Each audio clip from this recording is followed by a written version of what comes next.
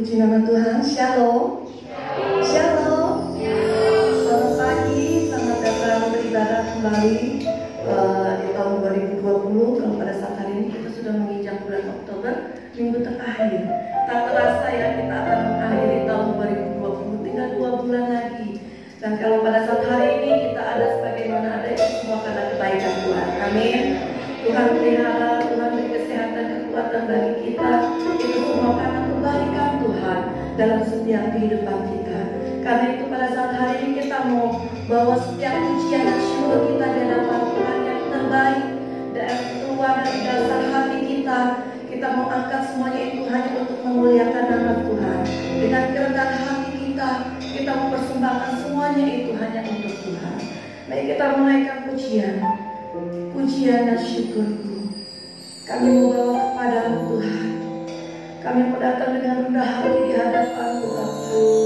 Kami mau persembahkan setiap pujian dan penyembahan kami di hadapan-Mu Yesus.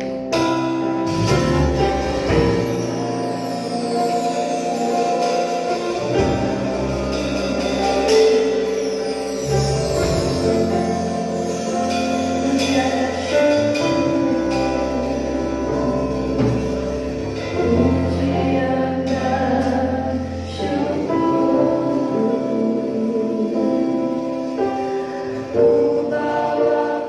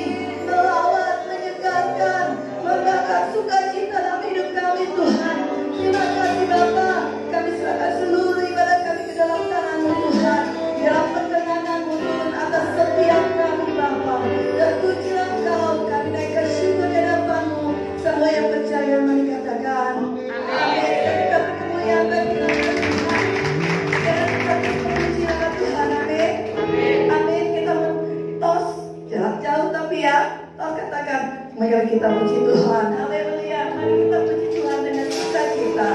Dan pujilah nama Tuhan.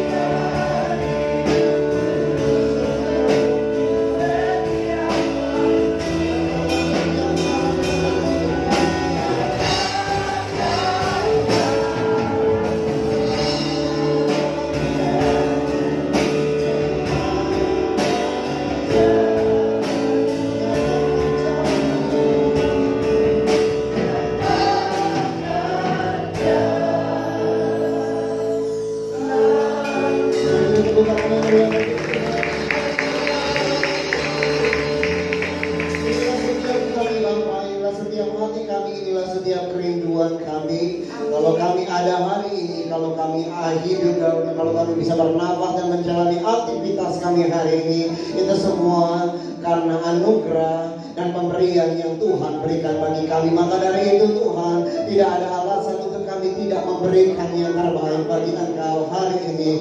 Maka dari itu Bapa, kami mau berikan hati kami sesuai lagu ini. Kami mau berikan telinga kami untuk mendengar firman-Mu.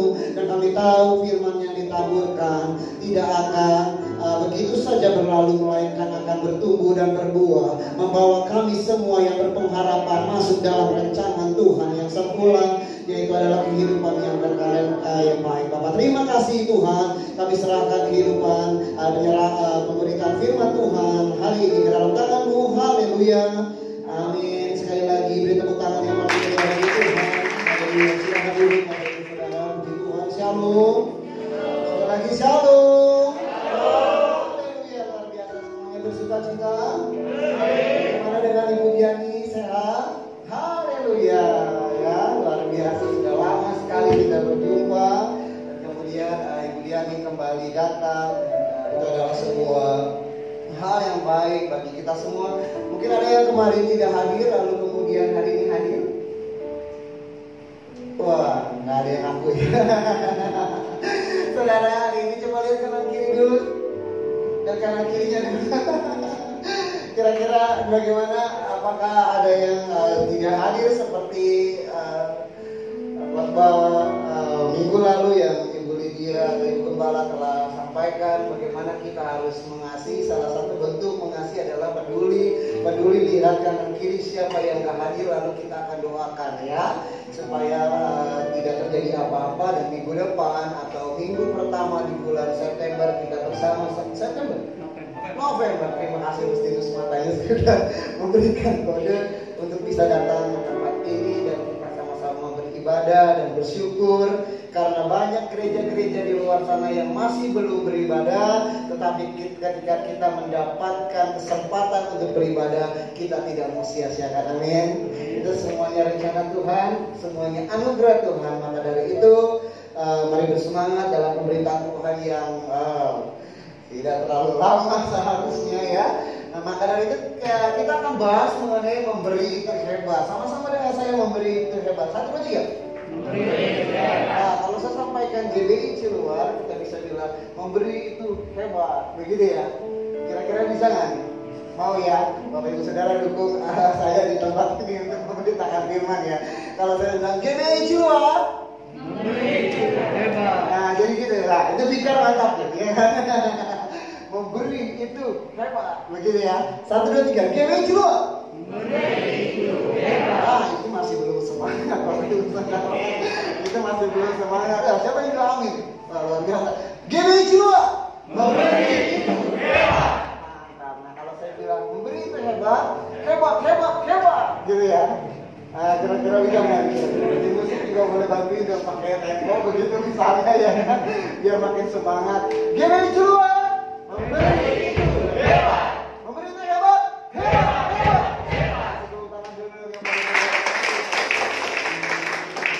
Memberi itu hebat. Ya, saya tahu, saya percaya sekali orang-orang yang bisa dan mau belajar untuk memberi itu adalah orang-orang yang hebat. Bilang kanan kirinya, kamu hebat. Nah, saudara, kita langsung saja baca di dalam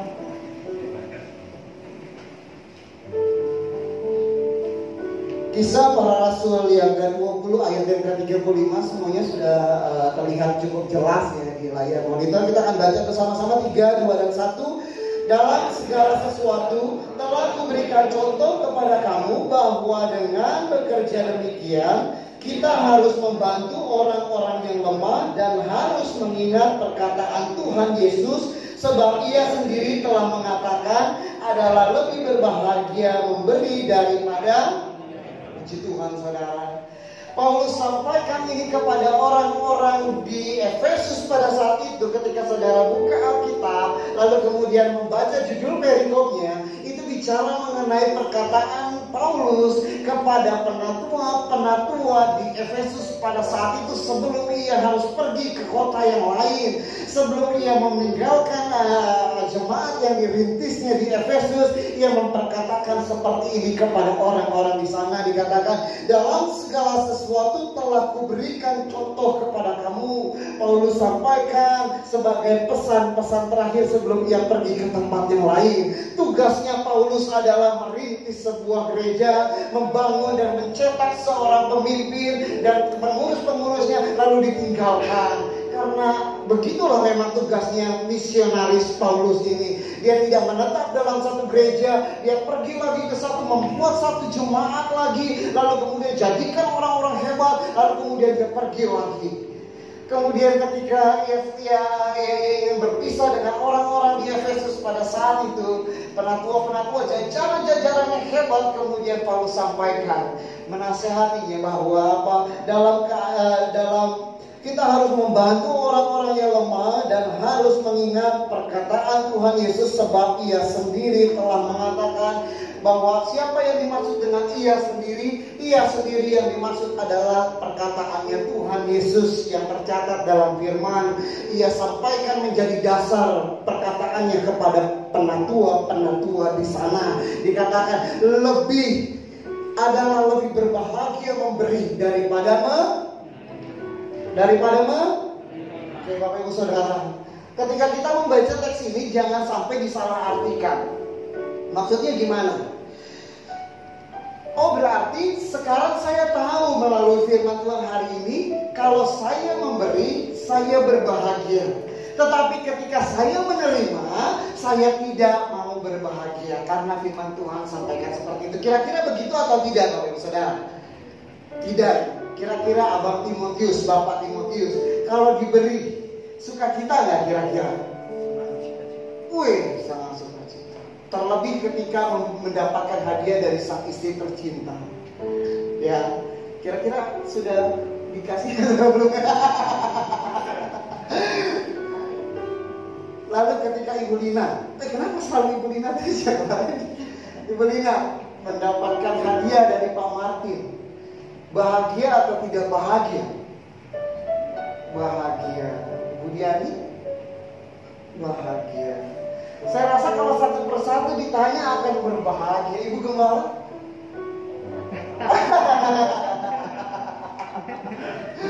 Saudara, tidak ada satu orang pun di tempat ini yang ketika diberi dia tidak bahagia. Apalagi Delvin, saya tahu itu dia pasti senang sekali kalau dikasih sesuatu. Terlebih lagi doa, ucapan semangat, ucapan dukungan mori dan lain sebagainya. Saya tahu pasti orang-orang tersebut akan senang.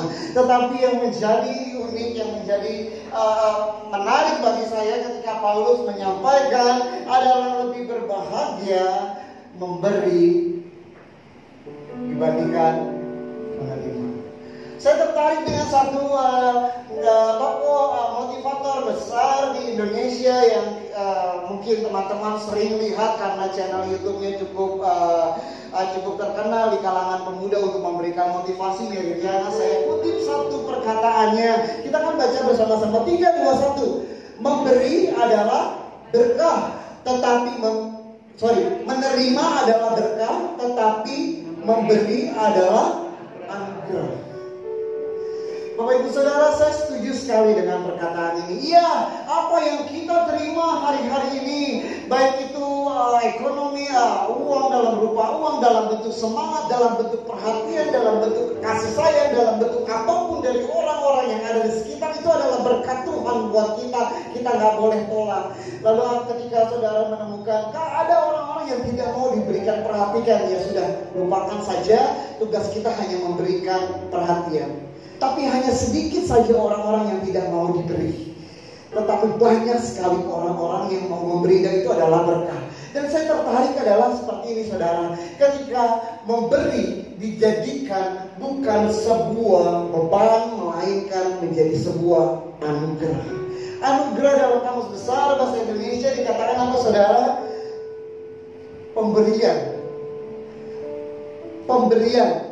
Pemberian dari yang atas. Kalau dari segi bahasa, dari orang yang lebih tinggi derajatnya kepada orang yang lebih rendah derajatnya, sehingga penggunaan kalimatnya adalah anugerah. Saya menganugerahkan berarti dari pimpinan kepada bawahan, atau dari Tuhan kepada manusia. Nah, ketika pemberian itu kita ambil, ketika kesempatan yang Tuhan kasih tidak disia-siakan, saya tahu berarti orang-orang itu termasuk orang yang hebat. Karena dia tidak memikirkan, ketika saya memberi itu kayaknya beban deh. Ketika saya memberi itu kayaknya menjadi sesuatu yang berat deh buat saya. Karena kenapa? Bagaimana mau jadi anugerah, bagaimana mau menjadi kesukacitaan, kalau apa yang saya punya akan menjadi berkurang. Itu adalah orang-orang yang salah. Paulus ingatkan kembali, lebih baik memberi dibandingkan menerima. Saudara, saya setuju dengan apa yang menjadi perkataan dari Mary Riana, adalah menerima adalah berkah, tetapi memberi adalah anugerah. Namun faktanya apa, saudara? Namun faktanya adalah banyak sekali semua orang ingin menerima, tetapi tidak semua orang ingin. Kira-kira bagaimana? Betul atau salah perkataan ini? Dalam kehidupan kenyataannya, seringkali kita menemukan semua orang ingin menerima, tetapi tidak semua orang ingin memberi. Saya punya satu ilustrasi, saudara, di mana ada salah satu danau Galilea, dan mungkin banyak sekali orang-orang yang tahu tentang hal ini. Tetapi saya tuliskan sumbernya supaya saya tidak bilang mengada-ngada, tapi saya ambil dari Alkitab ya saudara, Alkitab Sabda, dan kemudian saya baca dan saya renungkan dan kemudian saya bagikan buat saudara. Ada danau yang namanya Danau Galilea, saudara.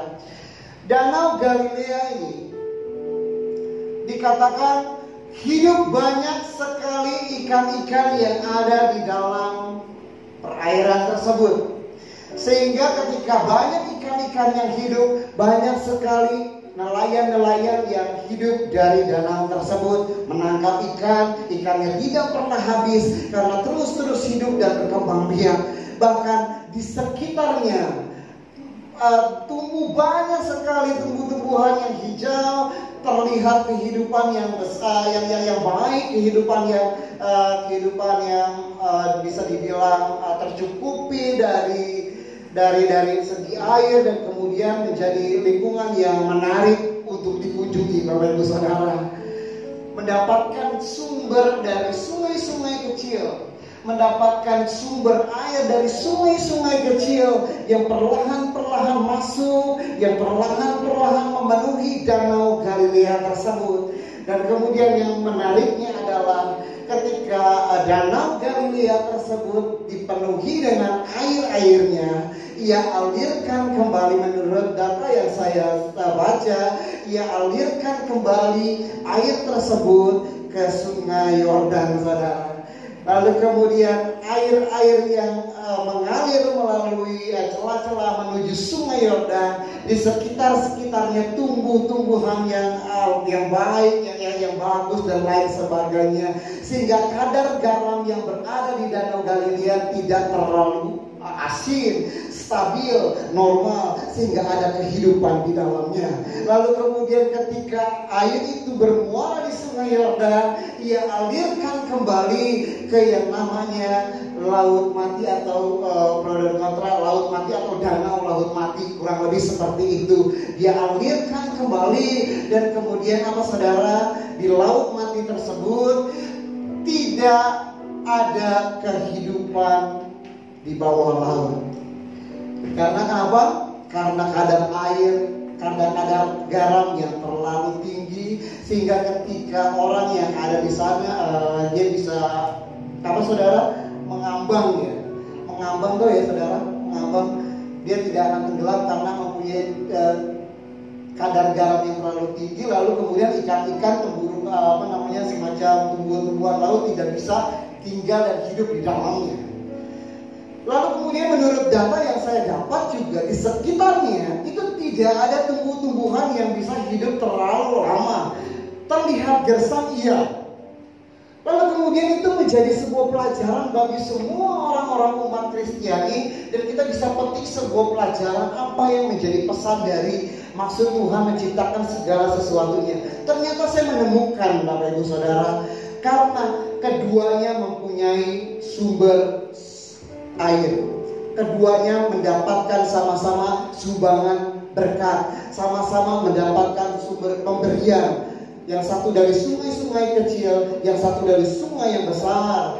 Tetapi apa saudara yang membedakan sungai atau danau Galilea? Dia tidak menyimpan airnya, dia tidak menyimpan apa yang dimilikinya, dia tidak menyimpan apa yang dimilikinya, tetapi ia membagikannya kepada sungai Yordan dan celah-celah sungai kecil lainnya. Sehingga apa? Air yang terkumpul di dalamnya tidaklah menjadi air yang bau, tidak menjadi air yang mati, tidak menjadi air yang buruk, melainkan menjadi air yang terus mengalir.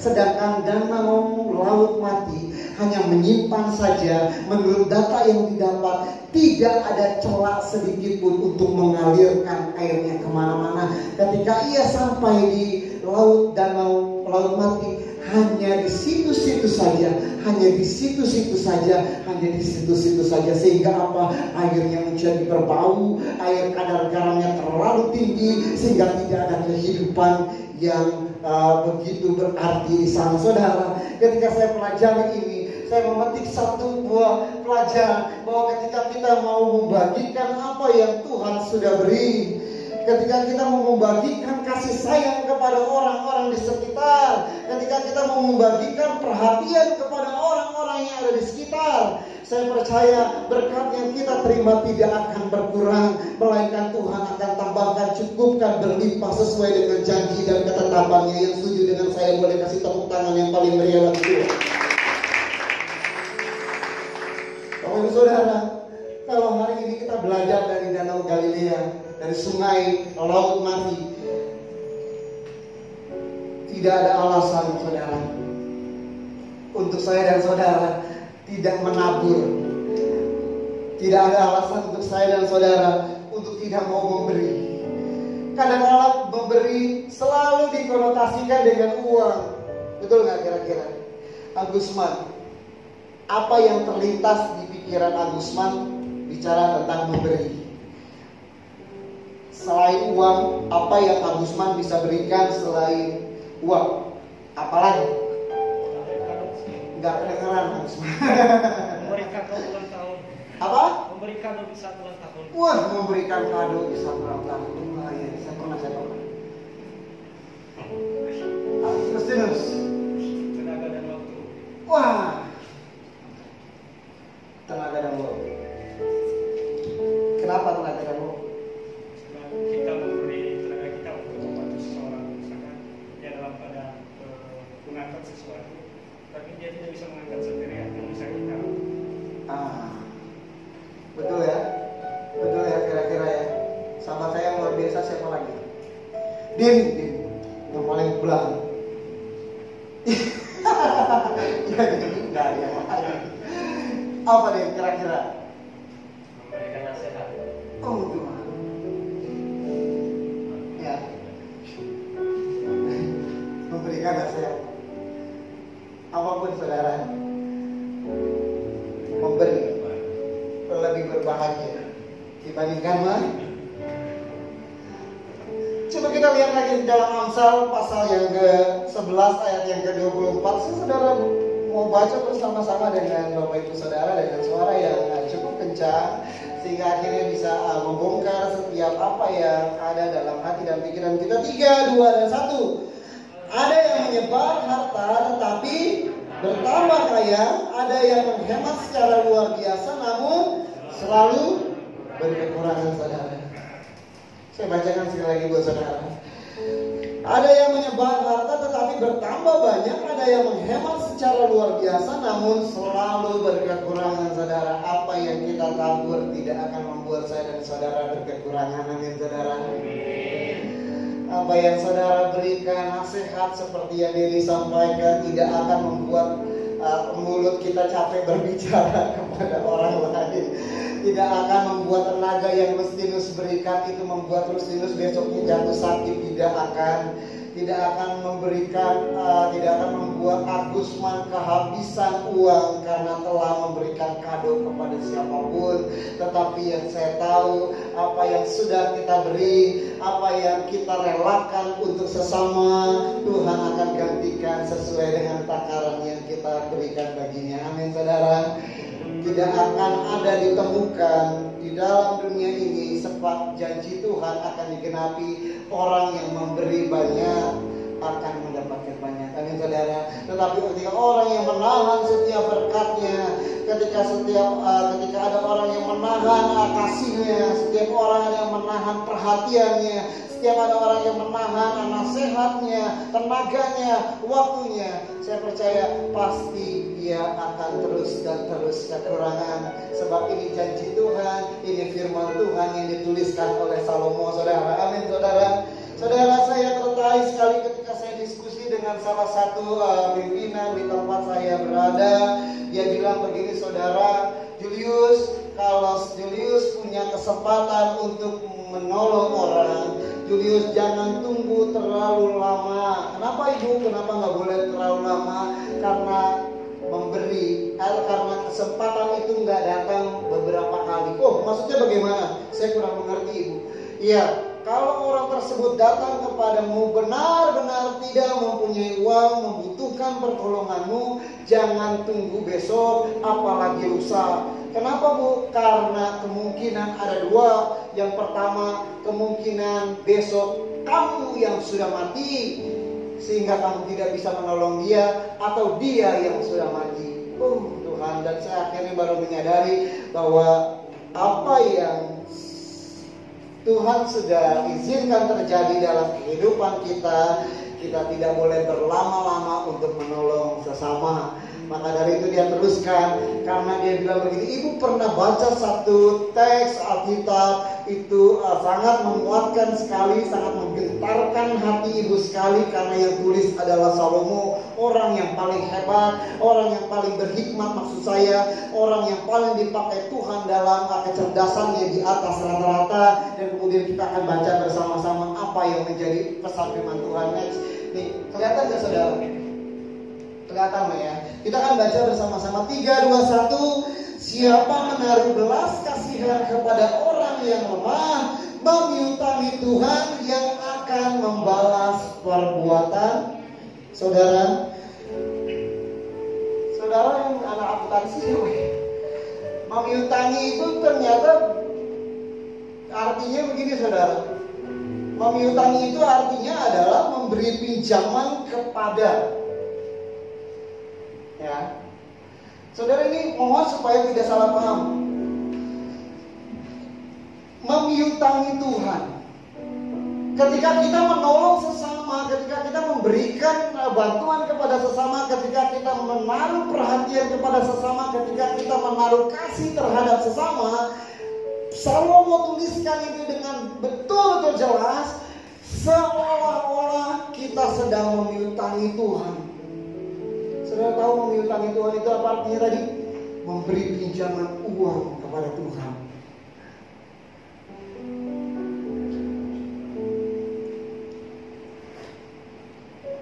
Saya tolong penghuni.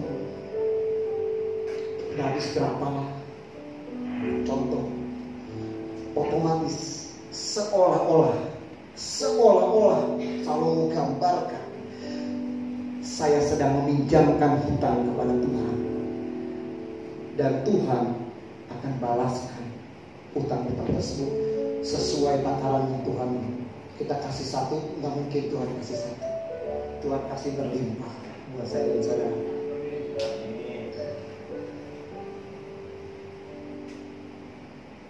Salomo tulis itu melalui hikmat yang Tuhan kasih. Salomo tulis pesan itu melalui pesan yang Tuhan ingin sampaikan kepada manusia. Artinya teks tersebut adalah firman Tuhan. Teks tersebut adalah perkataan Tuhan. Teks tersebut adalah janji Tuhan. Tuhan mau kasih gambaran kepada kita.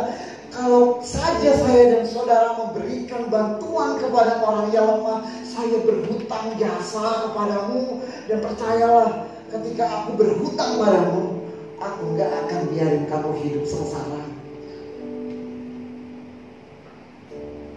Kuncinya cuma satu. Maukah kita menolong orang-orang yang lemah?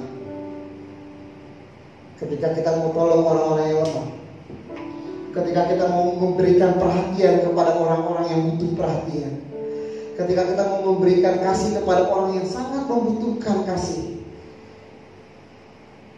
Tuhan tidak membiarkan saya dan saudara berjalan sendiri. Amin saudara.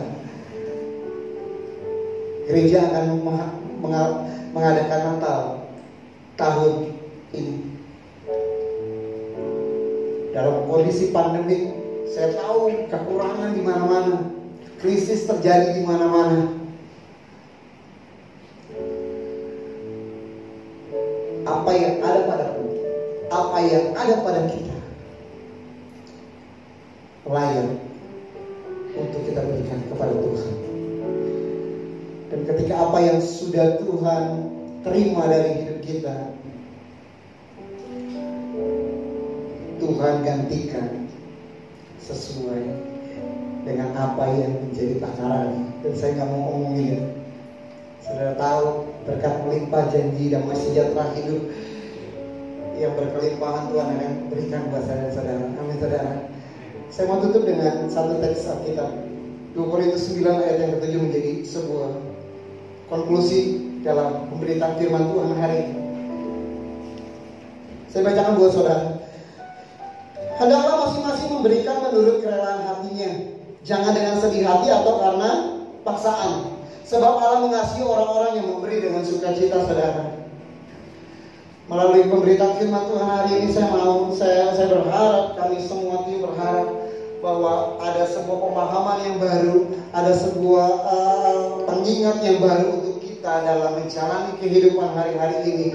Ketika ada kesempatan untuk memberi, saya mau sampaikan sekali lagi bagi Bapak Ibu Saudara, ketika ada kesempatan untuk menolong sesama, jangan sia-siakan kesempatan itu. Ambil, saudara, ambil kesempatan itu. Seberapapun yang saudara berikan, apapun yang saudara berikan, itu akan berarti bagi orang yang menerimanya. Dan ketika orang yang menerimanya bersuka cita atas apa yang saudara berikan, Tuhan disenangkan, Tuhan dimuliakan, Tuhan diagungkan melalui perbuatan tindak tanduk saya dan saudara. Dan ketika saat itu, saya percaya berkat Tuhan tidak pernah habis dalam kehidupan kita. Amin saudara. Dikatakan apa saudara melalui firman Tuhan hari ini ditutup. Saya berharap ketika saudara mengambil langkah komitmen untuk mau menjalani kehidupan dengan memberi, saudara ambil 3 hal ini. Ketika saudara memberi, saudara harus memenuhi syarat. Yang pertama, saudara harus ikhlas, saudara harus rela, saudara betul-betul harus cross check pemberian saudara. Saudara harus betul-betul pastikan apa yang saudara berikan itu sudah rela atau belum, saudara. Karena ketika tidak ikhlas, apapun yang kita berikan kepada Tuhan tidak menyenangkan Tuhan. Lalu yang kedua, dikatakan apa saudara? Jangan dengan sedih hati. Artinya apa saudara? Kita harus memberikan dengan bersuka cita. Coba bilang sama saya dengan suara yang keras, 1, 2, 3, bersuka cita. Bilang kanan kirinya, ingatin kamu harus bersuka cita hari ini. Ya, saudara, bersuka cita. Saudara, memberi dengan bersuka cita. Lalu yang ketiga, tidak terpaksa, saudara. Ya, karena hendaklah masing-masing memberikan menurut kerelaan hatinya, jangan dengan sedih hati atau karena paksaan.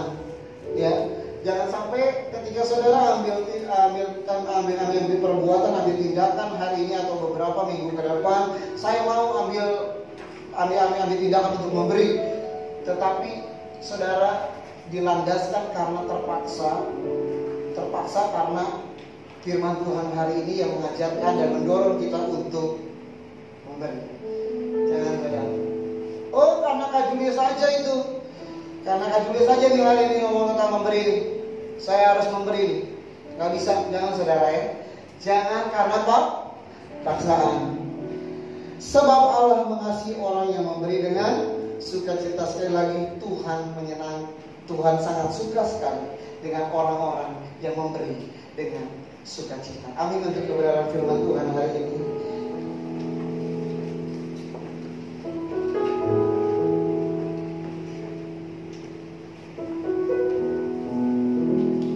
Satu lagu saudara, masih ada waktu ini sebentar. Yang memberkati saya dan kita akan nyanyi bersama-sama. Saat ku masuk ke hadirat-Mu, haleluya, haleluya.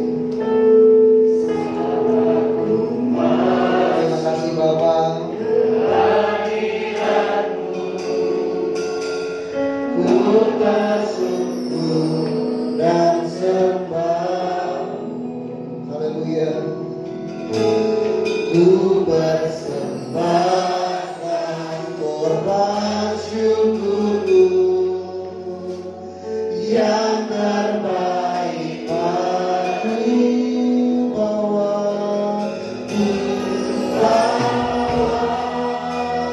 korban syukur